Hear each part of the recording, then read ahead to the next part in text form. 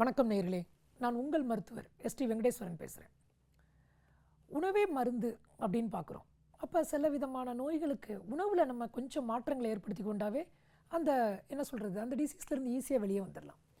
குறிப்பாக இந்த கோடை காலத்தில் நிறையா பேருக்கு சிறுநீரகத்தில் கற்கள்னால நிறைய கஷ்டப்படுவாங்க. ஏன் அப்படின்னா அவங்கள அறியாமலே என்னதும் உடல்லேருந்து நிறைய வாட்டர் லாஸ் ஆகும். அவங்க தண்ணி குடிக்கிறத மறந்துடுவாங்க. ஆனால் டக்குன்னு ஒரு டீ கடையில் போய் ஒரு காஃபி டீயை குடிச்சிருவாங்க, இல்லை ஒரு கூல் ட்ரிங்க்ஸை வாங்கி குடிச்சிருவாங்க. இவங்க நினச்சிக்கிறது என்ன அப்படின்னா அந்த கூல் ட்ரிங்க்ஸ் குடித்தோம்னா நம்மளுக்கு தண்ணி உள்ளே போகுது அப்படின்னு. அந்த இனிப்பு சுவையும் அந்த கேஸுக்கும் அவங்களுக்கு ஒரு பெரிய ஒரு புத்துணர்ச்சி கொடுக்குற மாதிரி ஒரு ஃபீல் பண்ணுறதுனால அவங்க அதுக்கு போயிடுவாங்க. பட் ஆக்சுவலாக அது என்ன பண்ணுது அப்படின்னா அதில் உள்ள கேஃபீன் இந்த காஃபி டீ இந்த கூல் ட்ரிங்க்ஸ் உள்ள கேஃபீன் டயூரிட்டிக்கை ஆக்ட் பண்ணி உடலில் உள்ள நீர்ச்சத்தை வெளியேற்றுகிறது. சிறுநீரகத்தில் கற்கள் வருவதற்கு காரணம் இந்த மாதிரி கூல்ட்ரிங்க்ஸ் யாரெல்லாம் அதிகமாக குடிக்கிறாங்களோ கோடை காலத்தில் சம்மரில் அப்புறம் அதிகமாக காஃபி டீ குடிக்கிறத தயவுசெய்து அவாய்ட் பண்ணிடுங்க.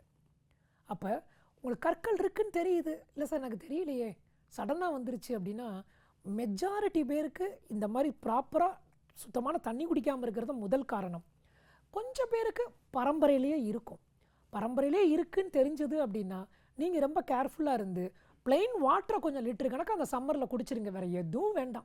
காஸ்ட்லியான இளநீ குடிக்கணும் அதெல்லாம் தேவையே இல்லை. பிளெயின் வாட்டர் குடிச்சிக்கிட்டே இருக்கணும். கோடை காலத்தில் ஃபுல்லாக கொஞ்சம் கூட்டிக்கணும், அளவை நம்ம கூட்டிக்கணும், அதை மறந்துடாதீங்க. அப்படியே சப்போஸ் உங்களுக்கு கிட்னியில் ஸ்டோன் இருக்குது, எனக்கு இடுப்பு வலி வந்துச்சுன்னு சொல்லி விட்டுறாதீங்க. இடுப்பு வலி கிட்னியில் ஒரு ரைட் சைடில் வலி அந்த வலி முன்பக்கமாக இறங்குது, நீர்க்கடுப்பு இருக்குது, இல்லை யூரினில் கொஞ்சம் பிளட்டு போகிற மாதிரி சிகப்பாக இருக்குது அப்படின்னா தயவுசெய்து உங்கள் டாக்டரை கன்சல்ட் பண்ணுங்கள். கன்சல்ட் பண்ணிங்கன்னா அவங்க ரொம்ப ஈஸியாக கண்டுபிடிச்சிருவாங்க நம்மளுடைய சிம்டம். ப்ளஸ் ரொம்ப எளிமையான ஒரு பரிசோதனையிலேயே அவங்க ஒரு என்ன சொல்கிறது ஒரு டெஸ்ட் ஒரு ஸ்கேன் பண்ணால் கூட ஒரு எக்ஸ்ரேயில் கூட சம்டைம் காமிச்சிடும். அதை டாக்டர் சொல்லிடுவார் உங்களுக்கு. அவங்க பார்ப்பாங்க எந்த அளவுக்கு அந்த கல்லோட சைஸ் இருக்குதுன்னு. சப்போஸ் ஒரு 5 mm தான் இருக்குது, மாத்திரை மருந்தே இல்லை, தேவையே இல்லை. அதுக்கு ஒரு பெரிய பெஸ்ட் மெடிசன் அப்படிலாம் ஒன்றும் வேண்டாம். என்னது ஈஸியாக அதை கரைச்சி யூரின் வழியாக வெளியே தள்ளிடலாம். அதை கரைக்கிறதுக்கு ஏதாவது மருந்து இருக்கா? ஒன்றும் மருந்தே தேவையில்லை. டயட்டில் கொஞ்சம் மாற்றினீங்கன்னா போதும். அப்போ அந்த கல் என்ன மாதிரி கல் அதையும் இன்றைக்கி யூரின் டெஸ்ட் பண்ணால் கூட கண்டுபிடிச்சிடலாம்.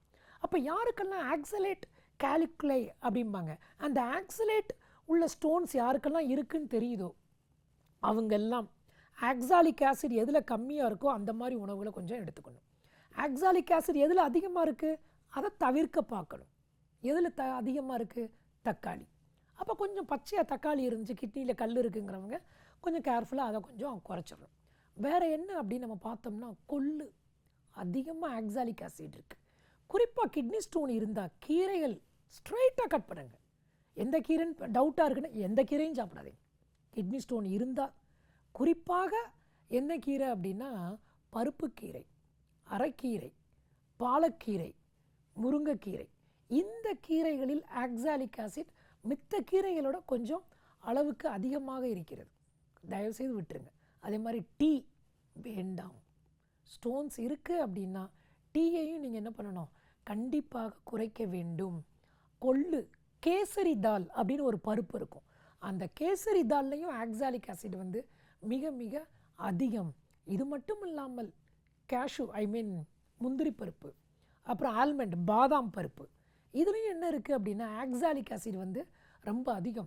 சில பேர் நினச்சிக்கிறாங்க முந்திரி பருப்பு இந்த பாதாமெல்லாம் ஊற வச்சுட்டா அதில் உள்ள கெட்டதெல்லாம் போயிடுது சார்.